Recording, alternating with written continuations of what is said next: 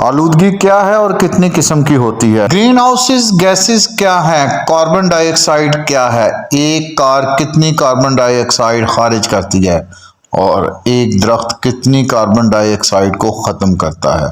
Liquid tree क्या है, क्या इसके ऊपर पाकिस्तान में काम हुआ है। इन्वायरमेंट पॉल्यूशन किसको कहते हैं, इसमें क्या चीज़ें शामिल हैं। पाकिस्तान में स्मोग किस वजूहात की बिना पर परवान चल रही है। स्मोग है क्या, स्मोग को किस तरह ख़त्म किया जा सकता है और इंसानी सेहत पर इसके असरात क्या मौसर हो रहे हैं। दुनिया में वो कौन सी कंट्री है जिसने अपने मुल्क को स्मोक के हवाले से रिकवर किया और उसके इंडेक्स यूजुअली कम होते जा रहे हैं।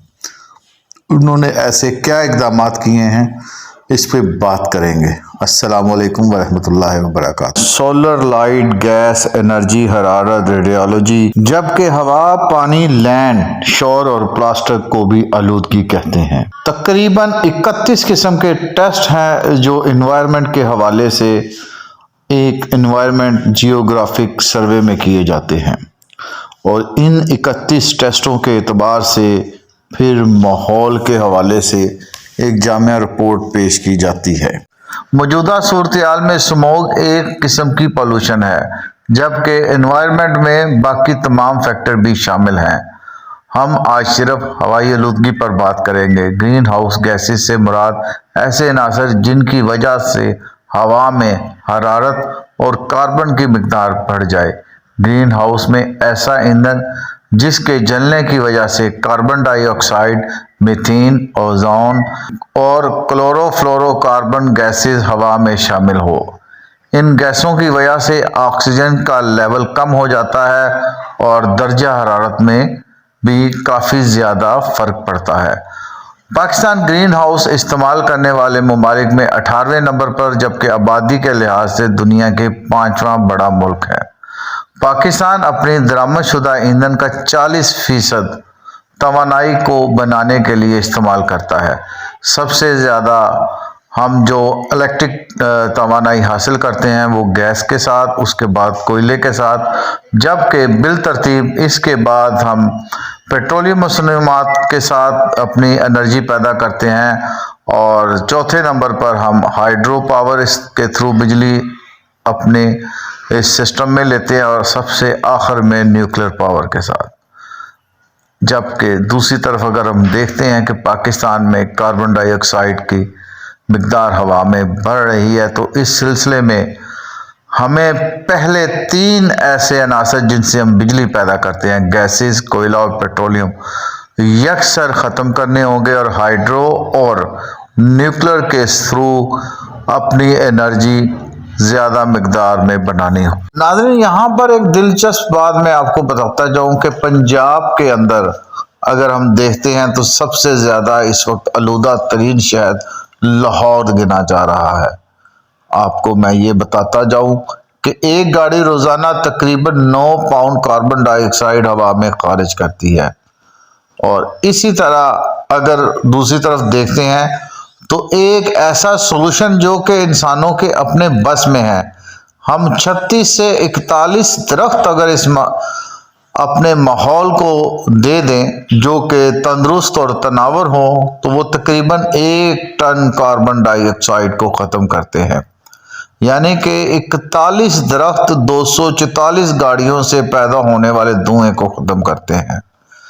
अब दूसरी तरफ अगर हम देखते हैं तो लाहौर में 6.2 मिलियन व्हीकल रजिस्टर है, जिसमें 4.2 के करीब बाइक्स हैं।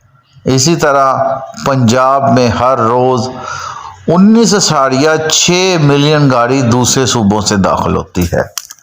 तो तवानाई के बाद जो दूसरा हमारा माहौल को ख़राब करने का एलिमेंट बज़ाहिर नज़र आ रहा है वो ये हमारे व्हीकल हैं। इसके बाद तीसरा एलिमेंट जो कि इंतहाई ख़तरनाक है वो हमारी वो डस्टी इंडस्ट्री है, जो कि तवानाई के सोर्स के लिए इंडिविजुअल हमने इंडस्ट्री के अंदर कोयले और गैस के इस्तेमाल से मुख्तलिफ प्रोडक्ट बनाते हैं। क्योंकि हरारत के लिए हम कोयला और गैस यूज़ करते हैं اور اس سے پیدا ہونے والا دھواں اس معاشرے کو ڈسٹرب کرتا ہے۔ ہوا میں آکسیجن کی کمی کی وجہ سے اس وقت پورے پنجاب میں تمام ہاسپٹلز کے اندر ایمرجنسی کی صورتحال نافذ ہو چکی ہے، اور گلے اور پھیپھڑے کے امراض میں ایک خاص تناسب کا اضافہ ہو چکا ہے جو کہ قابل کنٹرول نہیں ہے۔ اسی گیسز کی وجہ سے بہت سے ایسے عوامل ہیں جس میں خطرناک ترین بیماری کینسر، جو لنگز کے اندر مختلف اپنے مسائل جنریٹ کر رہی ہے، اس کی تعداد میں اضافہ ہو رہا ہے۔ عوام کو اسموک کے اندر خصوصی اقدامات کے تھرو باہر جانے کے لیے حکومت مختلف پبلسٹی کر رہی ہے، لیکن ہمیں کچھ سبق سیکھنا چاہیے اپنے ان دوستوں سے جن کے ہاں سب سے خطرناک انڈس جا چکا تھا۔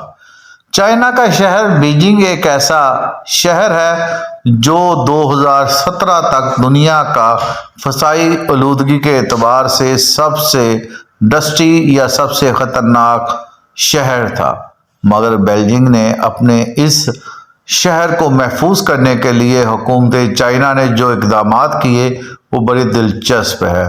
کیا ہم ان کے کیے ہوئے اقدامات پہ عمل کر سکتے ہیں؟ نمبر 1، بیجنگ نے اپنے ملک میں پیدا ہونے والے کوئلے اور گیسز سے بجلی گھروں کے اوپر پابندی لگا دی اور ان کے اوپر خاص ٹریٹمنٹ پلانٹ لگا کر گیسز کے اخراج کو مکمل کیا۔ دوسرا، انہوں نے گرینری کے اعتبار سے اپنے ملک کے اندر میکسیمم درخت لگانا شروع کر دیے۔ تیسرا سب سے بڑا اقدام جو انہوں نے کیا، انہوں نے اپنے ملک میں انڈیویجول کیپیسٹی میں استعمال ہونے والی گاڑیوں کے استعمال کو روکا اور پبلک یا جنرل سروسز کے استعمال کو بڑھایا۔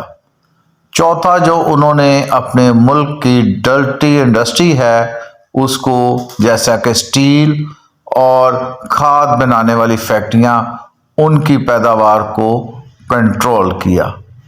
پانچواں اور آخری اقدام جو انہوں نے اپنی عوام کے لیے کیا، انہوں نے خاص قسم کے فیس ماسک پروڈیوس کیے جس کے بغیر عوام گھروں سے باہر نہیں جا سکتی۔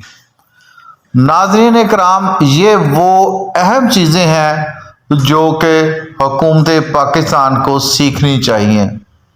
اب ہم بات کرتے ہیں لیکوڈ ٹری کی۔ لیکوڈ ٹری ایک ایسا درخت ہے جو پانی کے اندر اپنی افزائش کرتا ہے۔ ناظرین، پنجابی جیسی کہندے نے کائی، یہ سبز کلر کا ایک ایلیمنٹ ہوتا ہے جو کھڑے پانی کے اندر کھڑا ہو جاتا ہے، اس میں پیدا ہوتا ہے، یہ بیکٹیریا ہوتا ہے اور یہ کاربن کو سب سے زیادہ کھاتا ہے یا استعمال کرتا ہے۔ بلوچستان کے صوبے کے اندر ایک ندی کے پانی گدلے کو صاف کرنے کے لیے WHO کے تھرو کچی ریور پروجیکٹ ایک شروع کیا گیا جس کا کام 160 گیلن ٹن واٹر کو فلٹر کرنا تھا۔